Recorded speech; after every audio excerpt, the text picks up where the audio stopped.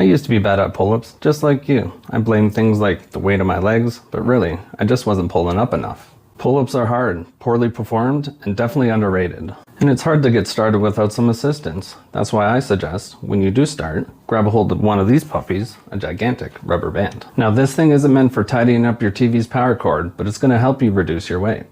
But here's the kicker. You still got to do the work. See, pull-ups are a back exercise, not a bicep exercise, so we need to engage our back muscles properly. Well, how do I do that? Well, that's where private personal training comes in. You don't need the hassle of a commercial gym to get strong and healthy. Here in Guelph, I offer private one-on-one personal training, including in-home personal training right to your doorstep. So go to parkinfitness.ca and I hope to see you soon.